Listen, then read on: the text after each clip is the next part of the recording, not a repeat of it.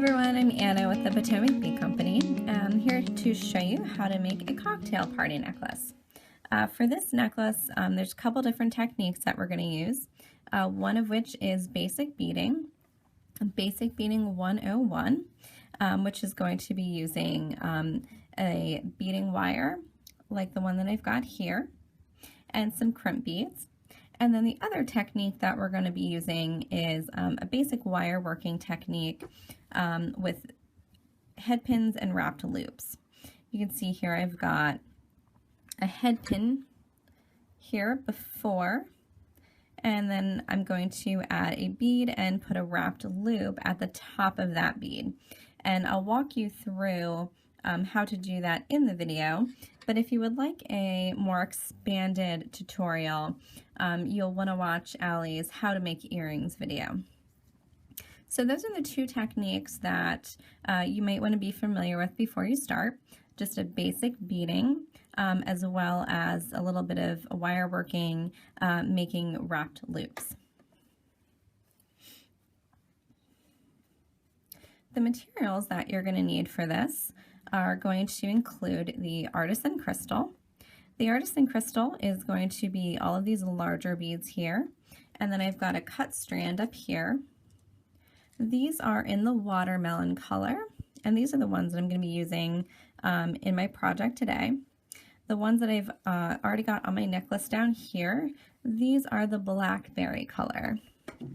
Each one of these beads is has quite a lot of thickness to it, and so that color that's applied to the back, when you look at it from the front with all that depth and those facets, it makes for a really sparkly bead with a lot of clarity and a lot of color.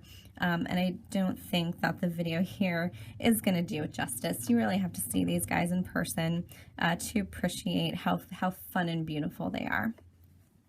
So the Artisan crystal strands here. And when you get these, you do have a few different shapes on one strand.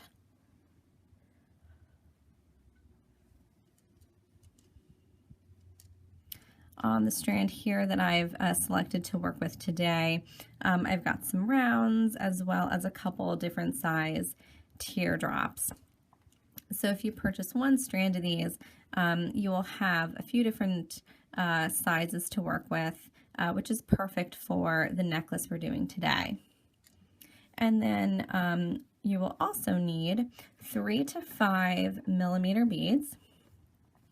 A variety of your choice.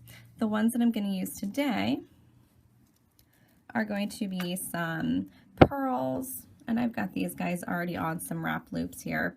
I'm using some pearls here. These are check glass pearls in the shiny brass color, and I've got some 4 millimeter faceted check glass in the Golden Touch champagne color. I'm also going to add in some Preciosa bicones. These are a burgundy AB color.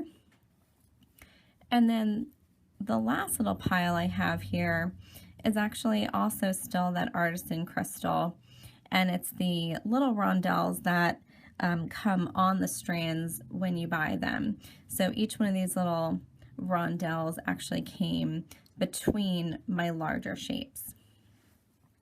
So they're a perfect bead to also use in this project.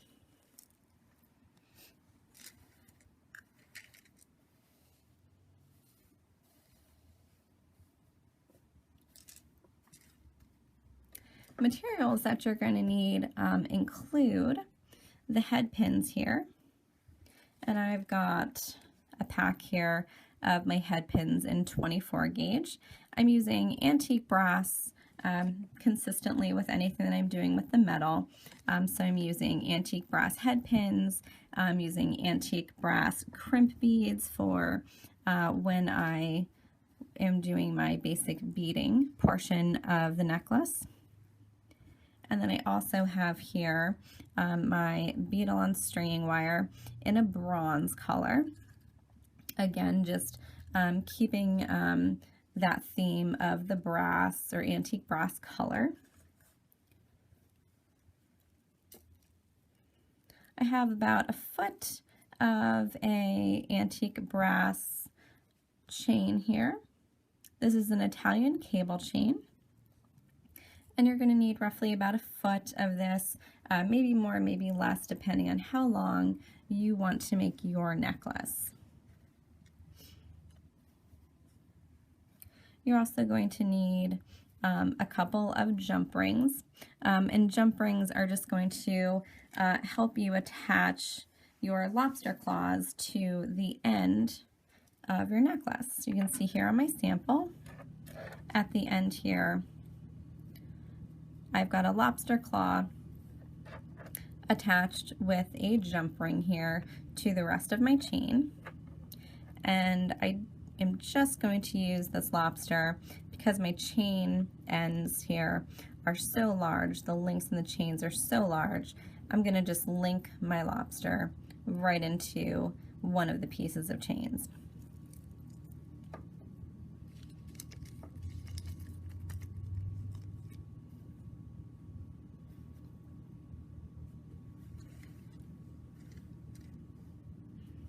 So when you're ready to begin and you've got everything that you need,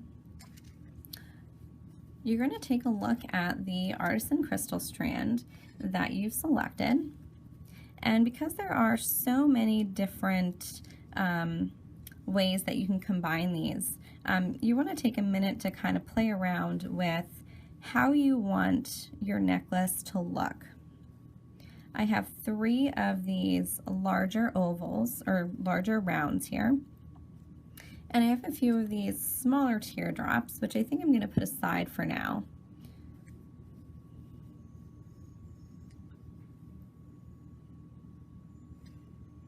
And this is going to be the focal section of my necklace here. And then I'm going to add my baubles, my little charms here in between each section here. So before I do that, I'm going to take a second here to zoom in a little bit closer, and we can work on making a couple baubles here. I have some of these Persian pink faceted rounds. These are 4mm check faceted rounds in that lovely Persian pink color. And I thought this would be another nice addition to the beads that I had already selected. The watermelon beads here that I'm using have a little bit of that hot pink tinge to them. So I thought that'd be fun to use these Persian pink ones to pull that out. Before I can use them on my necklace though, I do need to add them to a head pin and do a wrapped loop. So that's what I'm going to be doing right now. I have my head pin here, my 24 gauge head pin, and the head pin just has a stopper at one end so that your bead does not fall off. So as I pick that bead up, it should just sit right at the very end of my head pin there. If you ever do have a bead that has a larger hole than the stop on the bottom of your head pin, what you can do is use something like an 11/0 seed bead, and you can put that on the end, and then your bead, and that'll add a little decoration as well as help to hold your bead on. And that is what I've had to do with the crystal rondelles that came on my Artisan crystal strands. The Artisan crystal rondelles fell right off the end of my head pin here, so I added a little 11/0 size seed bead to the end of that head pin, and it also adds a little decoration. So I might do that to these Persian pink ones just for something a little bit different. So once you've got your bead on your head pin, you're going to need a few different tools here to help you create that wrapped loop. You're going to need a set of cutters, a set of round nose pliers, and then a set of flat nose pliers, or I have bent flat nose. I just prefer the bent flat nose, chain nose, flat nose, whatever you prefer, but you need something that is going to be flat inside.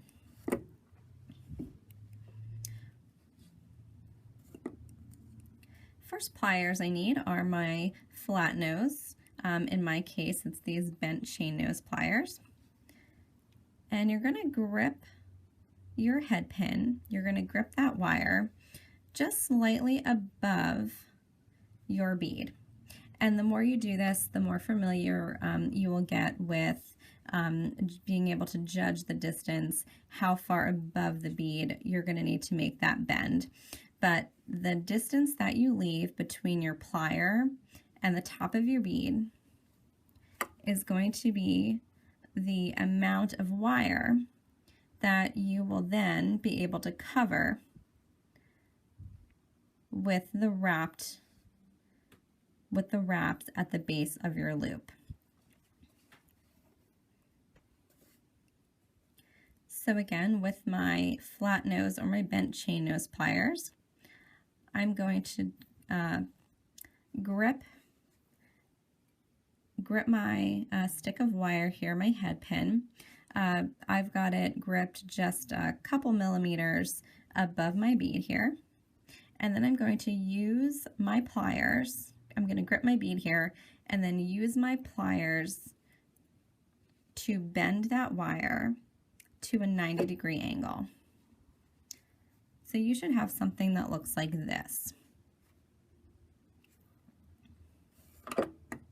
I'm then going to switch to my round nose pliers.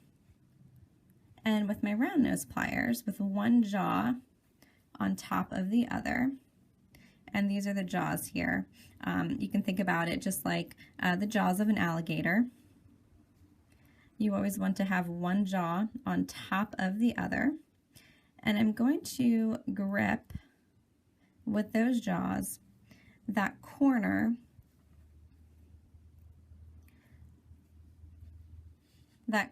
right there where I made my bend.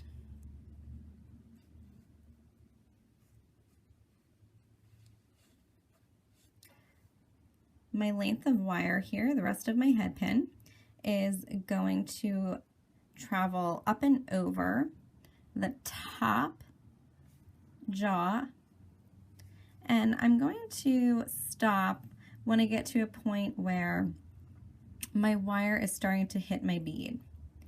And now what I'm going to do is just hold my bead here, and I'm going to just gently let go of my pliers, and I'm going to twist them so that I've turned them upside down, and what was the top jaw is now the bottom jaw.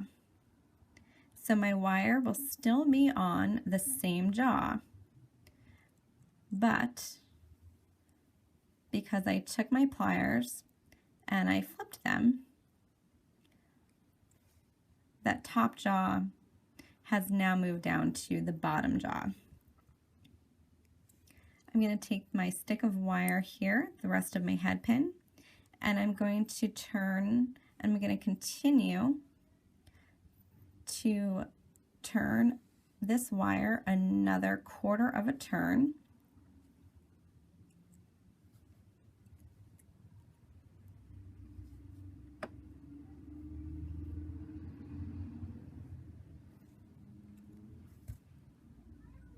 And take it off of my pliers here. And now you should have something that looks like this.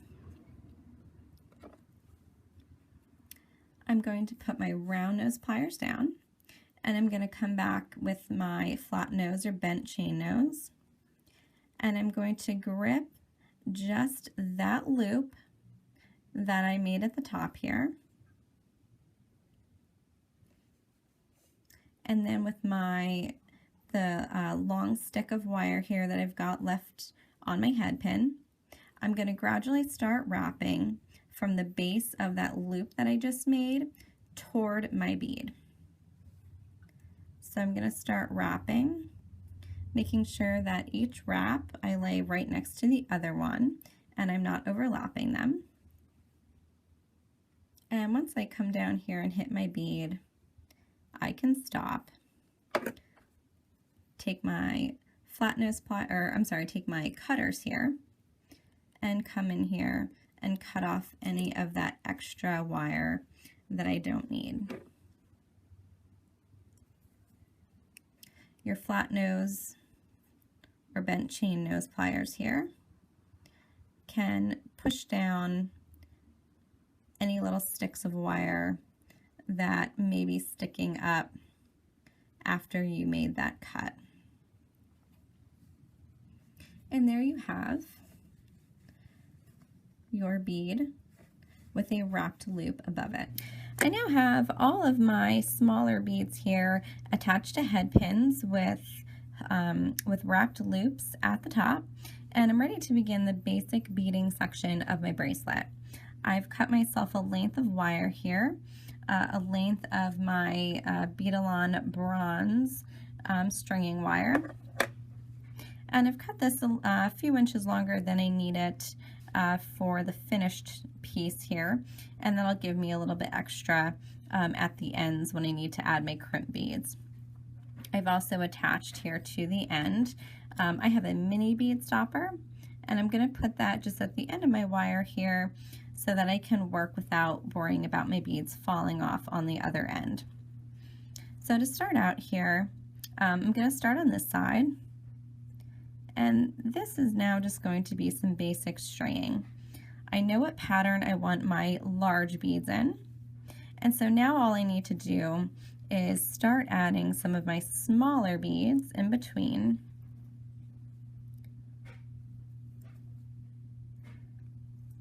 And through trial and error here, I can see how many beads I like there and if I like everything that I've got together. So if I add one of every bauble there, and then add my next bead here,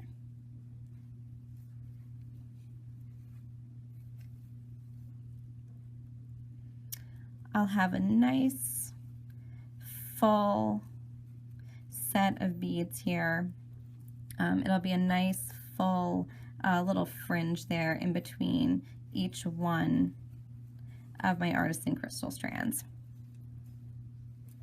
And you can experiment with what it would look like if you had multiples of a certain bead.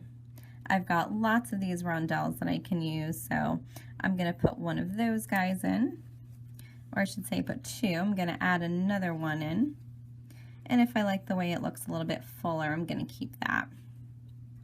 And then from here on out, I am just doing basic stringing and picking up these baubles, these wrapped loops, through that loop that I've made at the top.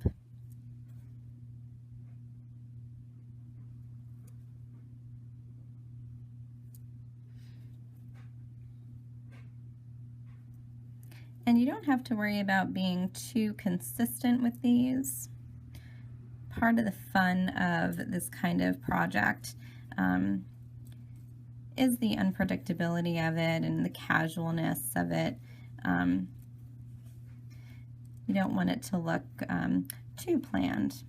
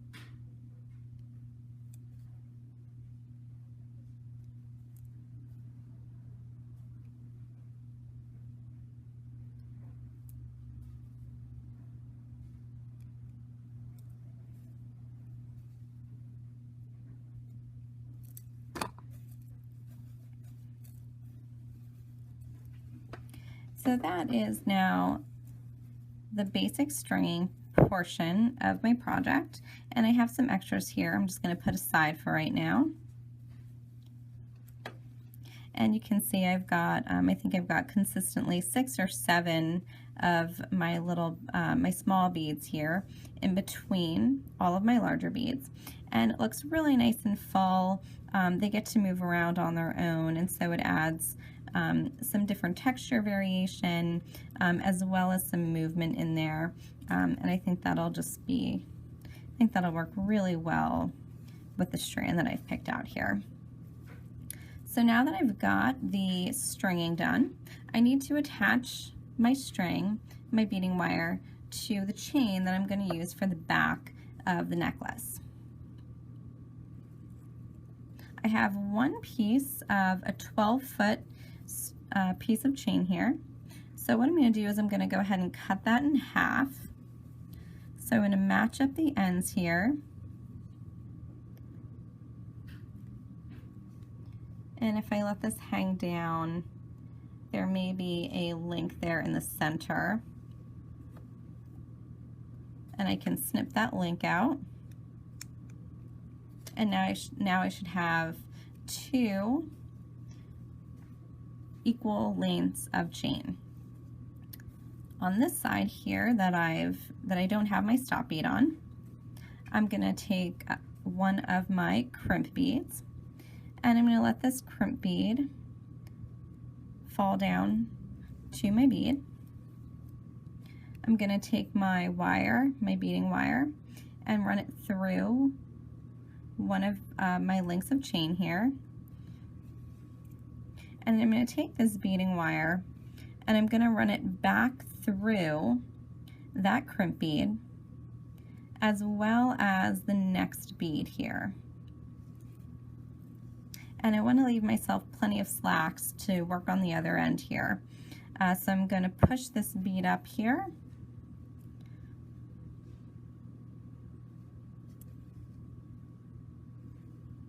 And when I've got my crimp bead where I want it, I'm going to just take my flat nose or bent chain nose and just squish that bead flat.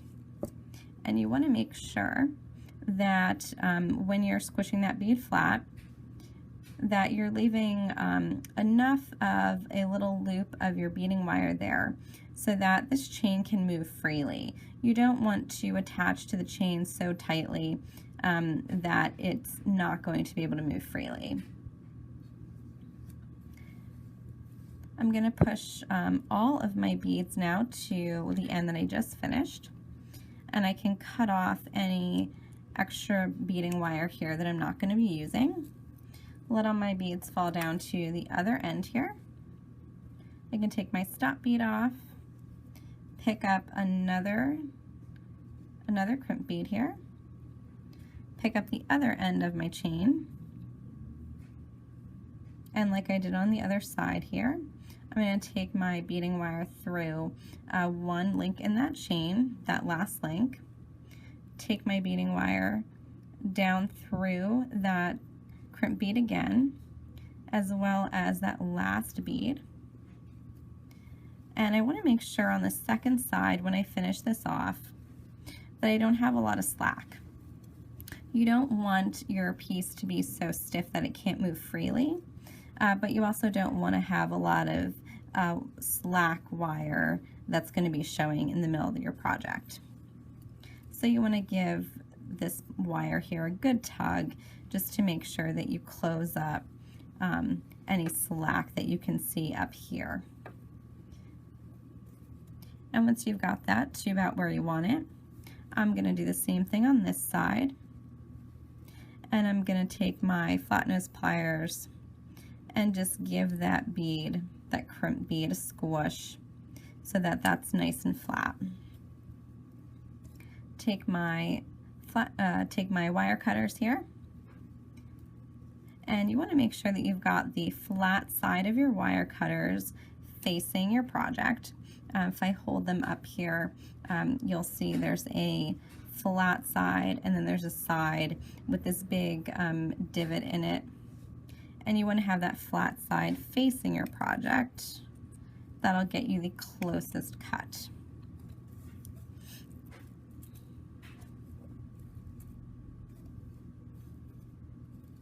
So this is the beaded portion of my new necklace. Very last thing I need to do here is flip this around and add a clasp to it. I'm just going to add a lobster clasp. So I've got one lobster here, and I'm going to need a jump ring. So I'm going to use a jump ring, and I'm going to open this where the slit in the jump ring is.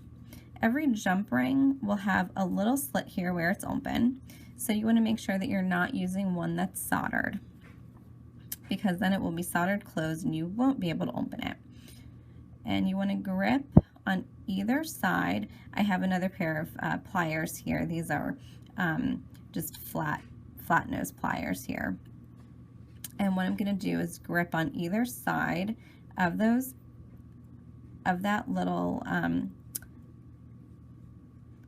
of that opening in my ring, and I'm just going to open it by bending each plier in an opposite direction, one towards me and one away from me. Once that ring is open, I can slide it onto the last link in my chain. I can slide my lobster on, and then just as I opened it, I can close it. And I can just grip on either side of that slit where it's open, bring the two pieces back together, pinch it closed if I need to. And now I've got my lobster attached to the end of my chain. And the chain that I'm using here has such large links in it that I can just go ahead and attach my lobster to the last link of the chain on the other side. And there is my completed cocktail party necklace. Hope you guys had fun and find a really great place to wear this. It's great for New Year's, a cocktail party, Christmas party, anything where you just want to feel a little bit more dressed up. Thanks for watching, guys, and hope you have fun.